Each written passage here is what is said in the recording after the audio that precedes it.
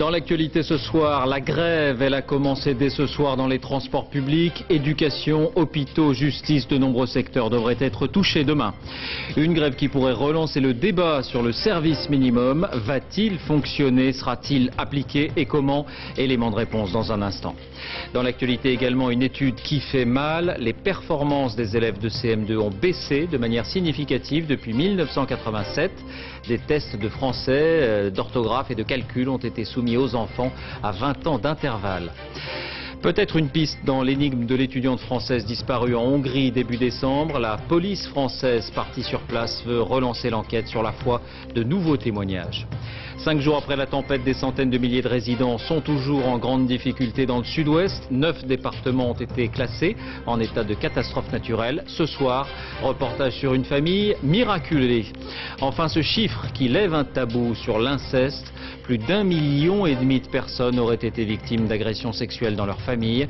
Un rapport parlementaire vient d'être rendu. C'est le dossier de cette édition. Bonsoir et bienvenue à tous. 8 syndicats côte à côte, une forte mobilisation prévue. La France est entrée dès ce soir dans une journée de grève et de manifestation qui s'annonce importante. Faut-il évoquer un profond malaise social? Il est trop tôt pour le dire. Chacun en tout cas se prépare à des perturbations qui ont déjà commencé ce soir à la SNCF. Antoine Gaveau, Jean-Jacques Le Garec. Ce train-là, il valait mieux ne pas le rater. Gare Montparnasse, la grève des agents SNCF vient tout juste de commencer. Alors dès ce soir, les usagers se sont organisés. Si je le rate, je suis fini, mes enfants et tout, je ne vais pas arriver à l'heure. Je fais attention à partir plus tôt pour pouvoir effectivement éviter d'être bloqué, quoi. Eux peuvent rentrer chez eux. Sans problème, enfin jusqu'à demain, où dans les transports, la galère va vraiment commencer. Votre système D à vous? Je ferai du stop, je crois. En fonction des trains qu'il y aura, soit j'irai, soit je retournerai chez moi. Bon, ça va être peut-être un peu bondé, mais on essaie de faire avec, quoi. Système D dans les gares, sur la route aussi. Des perturbations sont à prévoir jeudi 29 janvier. Ces Lyonnais sont collègues de travail. Leur solution, le covoiturage. Circule de 5 heures. Vu que c'est la grève, autant être plusieurs dans la voiture. Ça passe plus rapidement les bouchons. Autre problème, les enfants. Beaucoup ne seront pas accueillis à l'école. Alors pour les garder, à chacun sa solution, les amener au travail. Le petit garçon, il restera avec moi, parce que je suis gardienne, je vais le garder.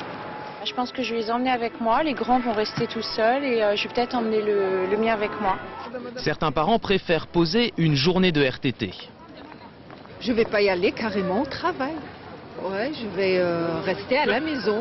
Je peux pas le laisser seul. Et d'autres vont pouvoir dire merci à leur famille. Les mamies sont là pour garder les filles. Il y en a un qui va chez ses grands-parents, son grand-père, et quand est celle-ci, son institutrice ne fait pas grève. De Paris à Toulouse, en tout cas, tout le monde avait aujourd'hui une solution. À croire que les Français sont devenus prévoyants. Bonsoir Agnès Molinier, vous êtes en direct de la gare Montparnasse à Paris où les premiers trains, ici comme ailleurs, viennent de s'arrêter pour certains d'entre eux. Dans quel climat commence cette grève ?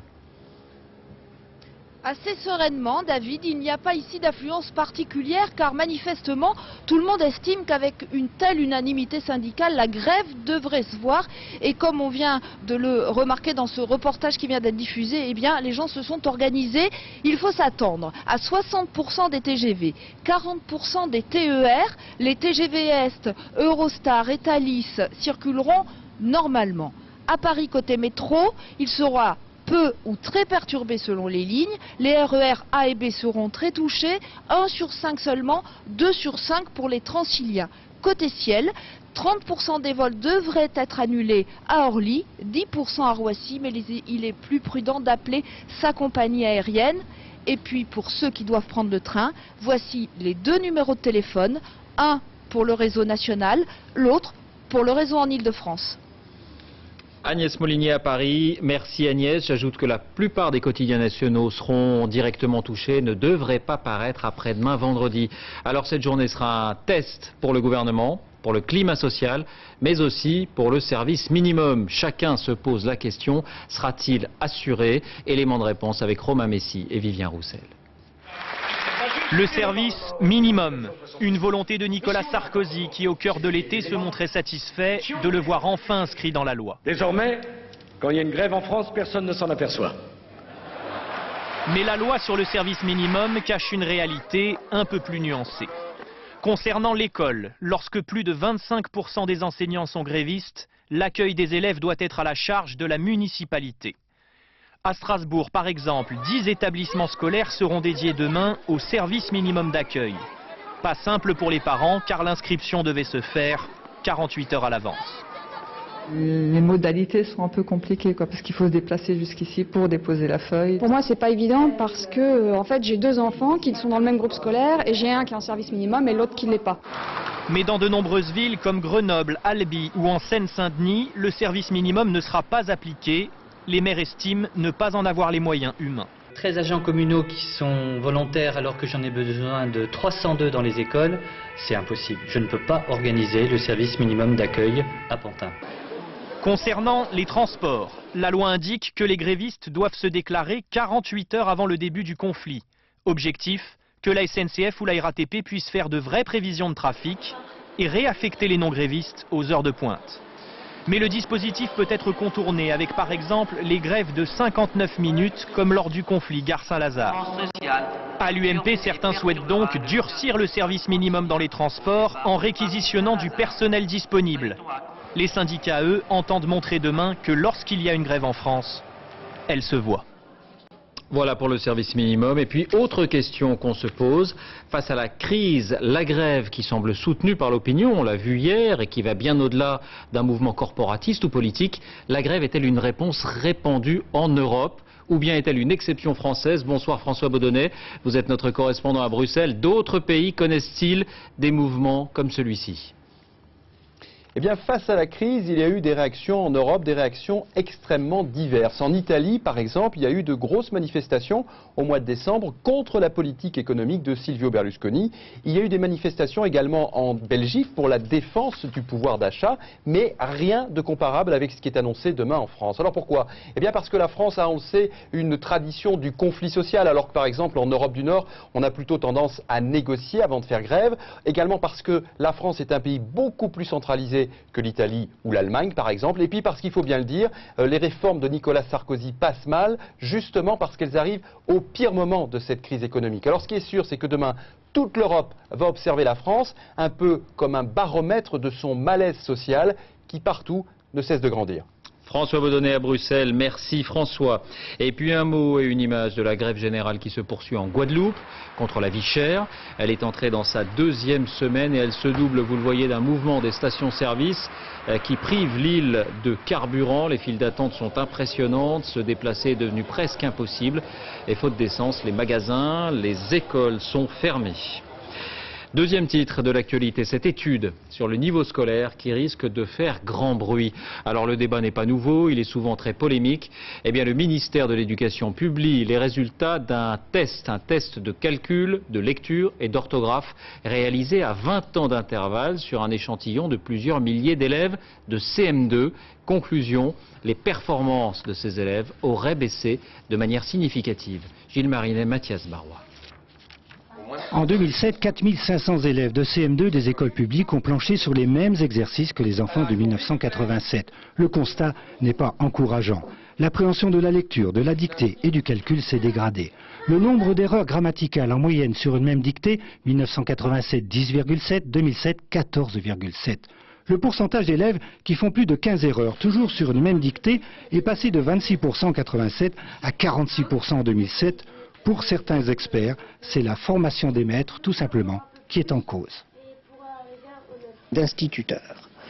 Ils ont une formation beaucoup trop théorique et pas assez pratique. Ce qui fait qu'effectivement, quand ils sont devant la classe et devant des élèves en difficulté, devant des classes hétérogènes, ils sont démunis. Intervient également le milieu social. La baisse de niveau dans le domaine de l'écrit n'a pas touché les enfants de milieux favorisés. En revanche, la dégradation des performances en calcul est générale. L'étude du ministère de l'Éducation évoque une baisse importante des scores, suivie depuis 1999 d'un tassement des résultats. Enfin, le constat de cette enquête qui démontre une augmentation du nombre d'élèves en difficulté est similaire aux résultats d'autres études menées en Europe. L'actualité judiciaire avec peut-être du nouveau dans le mystère de cette étudiante française disparue en décembre dernier à Budapest. Il s'agit bien d'une énigme. La jeune femme qui a été filmée par des caméras de vidéosurveillance disparaît brusquement des écrans. Seul son sac à main a été retrouvé. Eh bien, la police française, partie sur place, veut relancer l'enquête sur la foi de nouveaux témoignages. Amaury Guibert, Arnaud Comte, Stéphane Guillemot. Parmi les passagers du vol en provenance de Paris, 2 policiers français. Arrivés discrets à Budapest et à peine débarqués, ils se rendent au siège de la police hongroise. L'objectif est de prêter main forte à leurs collègues, car l'enquête sur la disparition d'Ophélie Brettnacher pourrait connaître des rebondissements. Une jeune femme, ressemblante à l'étudiante française, aurait été vue il y a 15 jours dans le centre-ville de Budapest, en train de mendier, désorientée. Un premier indice, un timide espoir pour son père qui était aujourd'hui dans la capitale hongroise. Il ne croit pas à la thèse du suicide ou de l'accident. Il a déposé plainte en France et en Hongrie pour enlèvement et séquestration. Je suis très inquiet, mais pour moi, il faut chercher. Je ne peux pas faire de spéculation, de dire des pourcentages de chances de la retrouver, j'en sais rien. Mais je pense qu'il faut chercher, on n'a pas le droit d'abandonner. Famille et amis ont déjà reconstitué les minutes qui ont précédé la disparition de la jeune fille. Donc on a décidé de passer la soirée ici, au Portail de Cuba. C'était le 3 décembre dernier dans ce bar branché, une soirée d'étudiants qu'Ophélie quitte peu avant 3 h du matin. Moi ce que je me souviens, c'est qu'elle me dit, je suis fatigué, je vais m'en aller. Je lui ai dit, peut-être attends ton bus, elle me dit, dans 40 minutes. Et donc elle me dit qu'elle veut rentrer à pied. Et moi à ce moment-là, j'avais quelqu'un d'autre qui me parlait, donc j'ai parlé avec une autre personne. Et quand je me suis retourné, elle n'était plus là. Ophélie Brettnacher est donc partie seule, à pied. Et d'après ses amis, elle n'était pas en état d'ivresse, ce que semblent confirmer ces images captées par des caméras de surveillance. On voit la jeune fille marcher d'un pas assuré. On distingue aussi un peu plus loin d'autres personnes. Un homme adossé à un mur, un chauffeur de taxi. La police hongroise qui a diffusé cette vidéo veut maintenant retrouver ses possibles témoins. Il s'agit bien d'un appel à témoins. Les chauffeurs de taxi, par exemple, ce ne sont pas des suspects, mais ils peuvent nous fournir des informations capitales pour l'enquête. C'est pour ça qu'on les recherche. Les caméras de vidéosurveillance perdent la trace d'Ophélie à l'entrée de ce pont. Mais son sac à main, avec à l'intérieur son portefeuille et son portable, sera retrouvé ici par un passant à 3 h 30 du matin. Élément troublant, c'est le seul endroit où l'on peut accéder de la route à la voie piétonne, de quoi alimenter la thèse de l'enlèvement. Et pour les proches d'Ophélie, le doute n'est pas permis. La jeune fille est toujours en vie. Aujourd'hui encore, ses amis placardaient des avis de recherche un peu partout dans Budapest. En bref, encore en France, en Corse, un attentat alarmant qui révèle la détermination ou l'inconscience de ses auteurs. La voiture d'un gendarme a été touchée et en partie détruite sur un parking à Corté par un tir de lance-roquettes. Le fonctionnaire s'apprêtait à emmener ses enfants faire du sport. L'émotion est très vive sur place. Pas de revendication pour l'instant. Et puis cet impressionnant hold-up dans une fonderie de Rieux-la-Pape, près de Lyon. 4 hommes armés et masqués ont volé 300 kilos d'or, valeur 9 millions d'euros. D'après les policiers, il s'agit d'un travail de professionnels, sans doute bien renseignés. On en vient aux suites de la tempête. François Fillon l'annonçait hier ici même. Dans 9 départements, l'état de catastrophe naturelle a été déclaré pour accélérer les indemnisations. Voici l'histoire d'un couple de miraculés dans les Landes. Après une chute d'arbre, le toit de leur maison est tombé sur le lit. Le lit a traversé le plancher. Ils étaient en train de dormir, mais tout le monde est indemne. Reportage Francis Mazoyer, Philippe Turpot. À Villeneuve-de-Marsan, c'est presque un miracle si la tempête n'a pas fait de victimes. 6 h du matin, cet habitant et sa compagne sont dans leur lit au premier étage. Le vent souffle à 170 km/h et soudain, tout s'effondre comme un château de cartes. C'est la cheminée qui est entièrement tombée sur le toit. Ensuite, le toit est tombé dans le grenier sur le plancher. Le plancher est tombé ensuite dans notre chambre. Et puis on est entraîné jusqu'au rez-de-chaussée et on est atterri dans la salle à manger. Cela paraît incroyable, mais Lucien Titeka et son ami ne sont que légèrement blessés. Pourtant, ils ont été enfouis sous un amas de gravats et ont pu s'en extirper dans l'obscurité totale. Ce militaire, commando dans l'armée, a su garder son sang-froid. Et tout de suite, je me suis mis à parler de façon à surmonter et à pas paniquer. Parce que je dis, si on commence à paniquer, on ne va pas s'en sortir, quoi. C'est le matelas qui nous a protégés, mais aussi la structure du lit qui était un baldaquin et qui a retenu quand même une grosse partie, qui a fait un peu une caisse avec le matelas. Tout ça, ça a été, je crois, un ensemble qui nous a permis de pouvoir nous mettre à l'abri pendant un petit moment, parce qu'après on était à ciel ouvert quand même, hein. Après il n'y avait plus rien au-dessus de nous. Ce sinistré estime les dégâts à plus de 50 000 €, un prix dérisoire selon lui. C'est que de la bagatelle, hein, c'est du matériel, donc c'est pas important. Voilà. Je crois que le plus important, c'est qu'on s'en soit sorti entier et sans trop de dommages, quoi. D'après ce propriétaire, la maison n'avait aucune malfaçon. C'est sans doute l'une des plus touchées par cette violente tempête. On a parlé des dégâts pour les particuliers, pour les entreprises, mais l'éducation, par exemple, est également concernée à l'image de ce collège de Montfort-en-Chalosse, dans les Landes. Il sera fermé au moins jusqu'au début du mois de mars. 500 élèves sont directement concernés. Pas de solution pour l'instant. Ils restent chez eux. Les jours passent et les difficultés persistent donc. L'amertume gagne certains villages sinistrés. À Beauce, dans les Landes, David Bazier, Bernard Bonnard. Ils habitent le même lotissement, ils ont décidé de prendre les choses en main. Il y a des lignes dans la forêt qui passent, donc ça félicite aussi pour EDF quand ils vont passer. On nous dit qu'on a beaucoup d'aide mais on voit rien venir, quoi. Si on se débrouille pas par nous-mêmes. Au village de Beauce, l'amertume gagne du terrain. 5e jour après la tempête, 5e tentative du maire pour obtenir un groupe électrogène. Et les groupes pour la mairie de monsieur le maire. Aujourd'hui, on est agressé par la population, ça c'est clair, quoi. Pourquoi? Et parce qu'elle ne comprend pas qu'on ne puisse pas avoir d'électricité. Puis elle entend que les autres communes, ils commencent à avoir d'électricité, et eux, pourquoi pas eux? Beauce fait partie d'une zone lourdement touchée, 16 000 habitants répartis en 9 villages. Dans certains, on distribue les cierges de l'église. Vous n'avez plus autrement? Non, on n'a plus que ça. Ah ben nous, on n'a vu personne, hein, à part dimanche qu'ils ont passé pour voir si on avait de l'eau et... C'est tout, hein. Ça patine beaucoup et c'est vrai que hier, le fait de voir nos volontaires de la sécurité civile qui étaient désœuvrés et à 10 km des agents de RDF qui étaient également désœuvrés, bon, c'est un peu dur à comprendre. Le préfet vient de dépêcher un représentant dans chaque canton pour pallier d'éventuels manques de coordination. Ce sentiment d'isolement, eh bien, nous le brisons en allant au-devant des maires et nous sommes là pour les écouter et répondre à leurs attentes. Et chaque village disposerait désormais d'un groupe électrogène pour éclairer sa mairie. Et puis notez que les électriciens et les gaziers qui se démènent pour remettre le réseau en état ne feront pas grève demain dans le sud-ouest. Pour être plus précis, certains porteront un brassard symbolique de grévistes, mais continueront le travail. Il est 20h15 à suivre. La vérité sur l'inceste. Selon un rapport parlementaire, on compterait plus d'1,5 million de victimes en France. C'est le dossier de cette édition. Le drôle de rendez-vous de ceux qu'on appelle les maîtres du monde. Le forum de Davos a ouvert ses portes alors que l'économie mondiale a perdu sa boussole. Nous irons sur place. Et puis c'est plutôt une bonne nouvelle. Pour la première fois en 10 ans, le marché des hautes technologies est en recul. Explication, les prix baissent. D'abord, le procès du dessinateur Ciné pour sa fameuse chronique l'été dernier dans Charlie Hebdo. On en avait beaucoup parlé, chronique dans laquelle il brocardait Jean Sarkozy sur un registre qualifié d'antisémite par beaucoup. Il était poursuivi aujourd'hui pour incitation à la haine raciale. Eh bien, le procureur a demandé sa relaxe. On est sur le terrain de la provocation, dit-il, ajoutant qu'il ne fallait pas tomber dans le politiquement correct. Fin de citation. Le jugement a été mis en délibéré. On en vient à ce rapport officiel rendu à l'Assemblée nationale sur la lutte contre l'inceste. Il propose notamment de l'inscrire dans le code pénal. Mais ce travail est très remarqué surtout en raison d'un chiffre. Le voici ce chiffre.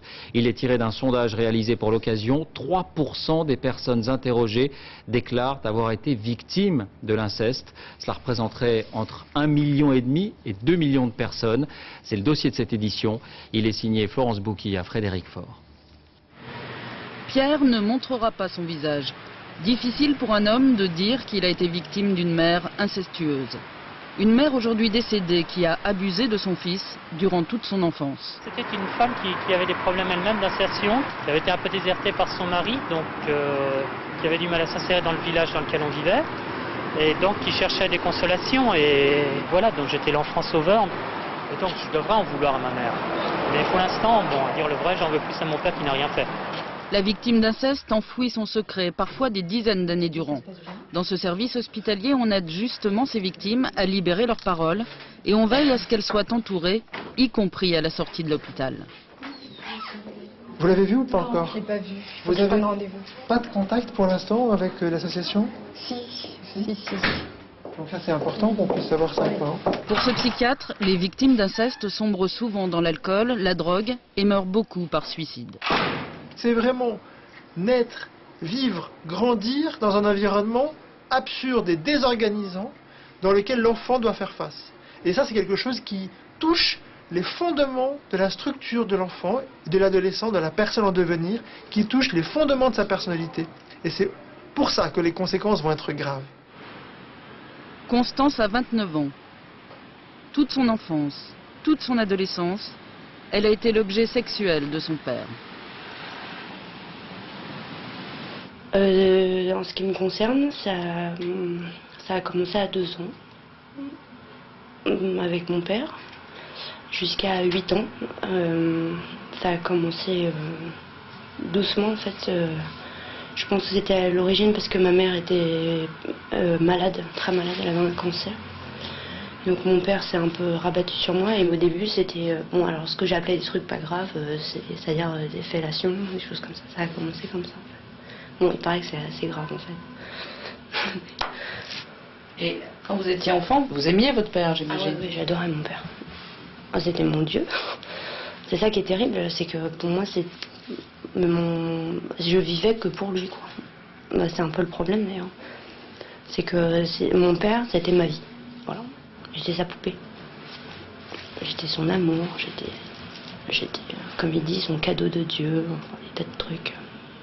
Et vous pensez que vous pouvez, ou que vous devez pardonner à votre père? Ce que je lui pardonne pas, c'est de s'être suicidé. Ça, j'aurais beaucoup de mal à lui pardonner.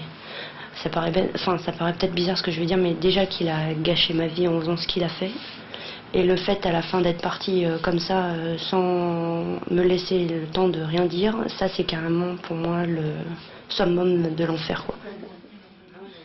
Doucement, Constance se reconstruit. Elle a même un métier, masseuse. Une masseuse qui ne touche jamais directement ses patients. Entre ses mains et les corps, elle dépose toujours une étoffe. Nous partons maintenant pour la Suisse. Chaque année, le Forum économique de Davos réunit ceux qu'on appelle un peu familièrement les maîtres du monde. Problème cette année, le monde est devenu un peu fou avec cette crise dont personne ne connaît vraiment l'ampleur et les répercussions. Alors, quelle ambiance et quels commentaires sur place? Envoyés spéciaux, Jean-Paul Chapelle, Océan Grenier. Le sourire est figé, pas question de déprimer plus encore les marchés financiers. La bourse américaine fait son show à Davos, mais parmi les invités, l'économiste qui avait prévu la crise et pour lui, le pire est encore à venir. 2009 va être épouvantable pour les marchés financiers et pour l'économie mondiale. C'est la pire récession depuis 60 ans. Le moral est au plus bas, les banquiers se font discrets, mais certains sont venus quand même à Davos pour essayer de comprendre en toute humilité. La situation est complexe à analyser et l'amplitude de la crise plus forte que ce que l'on a pu évaluer jusqu'ici. Les chefs d'entreprise, je crois qu'ils sont très humbles cette année parce qu'ils ne savent pas ce qui va se passer et ils se rendent compte que c'est que les gouvernements qui peuvent les aider de s'en sortir. Plus d'États, plus de régulation, même les spéculateurs comme George Soros reconnaissent maintenant leur nécessité. Ils ont déjà gagné beaucoup d'argent. Vous avez déjà profité des règles avant? Entre les règles, je fais ce qui est permis et je me débrouille assez bien.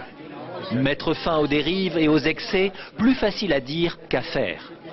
Il faut tirer toutes les leçons de cette crise sans aucune complaisance, car en réalité tout doit être corrigé dans le système économique et financier mondial que nous avons.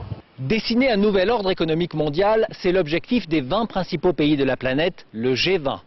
Un chantier immense qu'ils vont tenter de faire avancer cette semaine à Davos. Et puis c'est un rituel aussi, le Forum social mondial, sorte d'anti-Davos, s'est ouvert dans le même temps à Belém, au cœur de l'Amazonie brésilienne. Plus de 10 000 personnes sont attendues là-bas pour réfléchir à un monde alternatif. Et on s'arrête un instant sur l'un des pays les plus touchés par cette crise. L'Espagne, meilleur élève de l'Europe il y a seulement 2 ans, est entrée en récession. Le chômage a bondi. Certains s'inquiètent même de la solvabilité de l'économie espagnole face à sa dette. Envoyés spéciaux Julien Beaumont, Thierry Breton. Pour nous, ils ont repris le chemin de l'usine, à contre-cœur. Car tous les 3 ont été licenciés il y a 6 mois, comme les 310 salariés qui travaillaient ici. Bienvenido était directeur des achats, 23 ans de maison. Quand je viens ici, je me sens mal, parce que je sais que la fabrique fonctionnait, ou pouvait encore fonctionner. C'est vrai, il fallait licencier, mais on aurait pu en garder 200, 220. Leur entreprise n'est pas un cas isolé. Petit tour en voiture sur la rue principale, partout. Le même constat. Là, sur la gauche, vous avez Puerto do Cabi, qui en ce moment réduit ses effectifs. Ici aussi, suppression de postes. Eux, là, c'est 50 personnes à la rue. Chaque jour, on ne sait pas ce qui va se passer. Ils peuvent mettre à la rue 100, 300, 5 personnes, on ne sait pas. Une douche froide pour Villa Cañas après 20 ans de plein emploi. Car c'est ici que sont fabriqués 75% des portes en bois vendues dans le pays. Mais les chantiers ont été divisés par 2, moins de construction, donc moins de portes. Une chute de l'immobilier visible dans tout le pays. Il existe même des villes fantômes. Dans ces immeubles, les 3/4 des appartements sont vides, faute d'acheteurs. Chez les propriétaires, ce n'est pas mieux, ils ont du mal à rembourser, en cause les prêts à taux variables. Mais cette crise a aussi des conséquences inattendues. Voici l'un des rares vendeurs de voitures à garder le sourire. 1200 véhicules en stock, beaucoup de haut de gamme, 20% moins cher qu'ailleurs. Et pour cause, ces autos ont été saisies par les banques. Avant, c'était très courant d'obtenir avec son prêt immobilier un prêt pour la voiture. Mais les taux d'intérêt ont commencé à remonter. Alors pour tous ceux qui ont été pris à la gorge, seule solution, rendre la voiture pour réduire les mensualités. Et moi, je rachète les voitures aux banques au moindre prix. L'Espagne, 14% de chômeurs, 3 200 000 personnes, 3 500 de plus par jour. Des licenciés souvent dans la rue. Ces manifestations se multiplient et la dette dérape. Elle devrait atteindre 60% des richesses produites, ce qui inquiète les investisseurs étrangers. Et une question, comment le bon élève de l'Europe en est arrivé là ? Il y a beaucoup de critiques contre le modèle de développement choisi par l'Espagne. Toute notre croissance était basée sur la construction ou le tourisme, sans que personne ne se demande ce qu'il va se passer si tout s'arrête. Voilà pourquoi le nouvel objectif de l'Espagne dans le futur, c'est un objectif de productivité. Même avec un travail, on n'est pas tiré d'affaire. Santiago est conseiller marketing. Pas de chômage à l'horizon. Mais à cause de la crise, avec son salaire de 1 300 €, impossible d'emprunter pour se loger. Alors à 27 ans, il vit toujours chez sa mère. Les banques ne donnent plus de crédit, surtout pour des gens comme moi. Elles posent beaucoup de conditions, un emploi stable, des garanties, 2 ou 3 ans d'expérience et un salaire très élevé. Après 5 plans de relance, le gouvernement cherche de nouvelles solutions. Dernière en date, le patriotisme économique. Les Espagnols ont été invités à remplacer les produits étrangers par des biens fabriqués en Espagne avec ce mot d'ordre. Si vous achetez du Made in Spain, ce seront 120 000 emplois sauvés en 2009. À l'étranger encore et en bref, le début des élections provinciales en Irak. Les États-Unis veulent en faire un nouveau signe de normalisation. Aujourd'hui, ce sont les policiers, les militaires et les prisonniers qui votent. À noter qu'un quart des candidats sont des femmes. En Russie, c'est un progressiste qui a été nommé à la tête de l'église orthodoxe. Le concile réuni hier a élu un nouveau patriarche, Cyril, considéré donc comme un modernisateur. Il a 62 ans, il succède à Alexis II, décédé le mois dernier. Et puis moins de soldats français dans le monde. L'heure est aux économies pour l'armée française. François Fillon a annoncé tout à l'heure le retrait dès cette année de 2100 militaires engagés dans des opérations à l'étranger. Concernés, vous le voyez, la Côte d'Ivoire et le Tchad, ainsi que les navires stationnés au large du Liban. Rappelons que le budget annuel de ce déploiement extérieur est de 900 millions d'euros. Retour en France, c'est plutôt une bonne nouvelle. Pour la première fois en 10 ans, le marché des hautes technologies, écran plat, ordinateur, est en recul. Le chiffre d'affaires a diminué Non pas en raison de la sinistrose économique, mais parce que les prix ont nettement baissé. Caroline Thébault, Olivier Robert. Quand on leur parle électronique, beaucoup de Français l'avouent, ils sont souvent suréquipés. Qu'est-ce qui vous manque? Rien. Rien, j'achète en double, en triple. J'adore. J'ai tout, la télé, on a tout ce qu'il faut, frigidaire, tout. Après des années d'opulence, le marché des téléviseurs, ordinateurs, mobiles baisse pour la première fois depuis 10 ans, moins 3%. Les industriels ont moins perçu d'argent, tout simplement parce que leurs produits sont aujourd'hui moins chers. En 4 ans, les étiquettes ont fondu. Le prix moyen d'un PC portable est passé de 1800 à 1110 € environ. La télé à écran plat de près de 4000 à 1300 €. Pour le GPS, de 1600 à un peu plus de 300 €. Le consommateur profite en fait de la guerre des prix des fabricants. Évidemment, le contexte de crise fait un petit peu peur à tout le monde, hein. Il fait peur aux fabricants et puis aux distributeurs. Il y a effectivement une concurrence entre les industriels et puis entre les distributeurs aussi. Il faut réussir à séduire le consommateur au final. 2009 s'annonce déjà difficile pour les industriels. Avec un pouvoir d'achat en berne, les Français ont tendance à réduire leurs achats plaisir. À propos d'économie, un mot de la revalorisation de la redevance télé. Un accord a finalement été trouvé dans la majorité. Elle passera de 116 à 120 € au 1er janvier 2010, le 1er janvier prochain. Les sports, avec d'abord du tennis. Les derniers Français à l'Open d'Australie, Jo-Wilfried Tsonga et Gilles Simon, ont été éliminés en quart de finale. Tsonga face à l'Espagnol Verdasco en 4-7. Simon en 3-7 par le numéro 1 mondial, Rafael Nadal.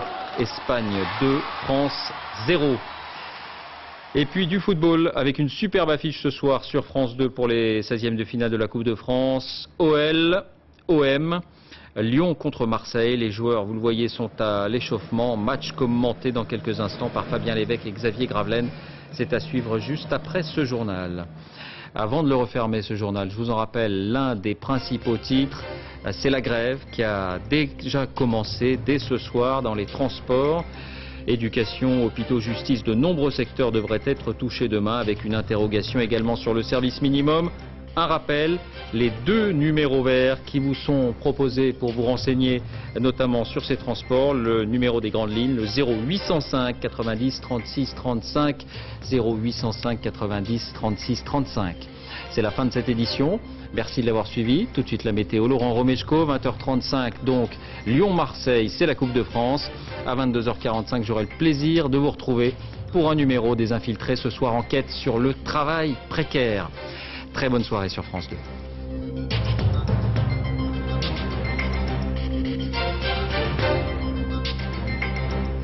L'info en continu, c'est aussi sur France2.fr.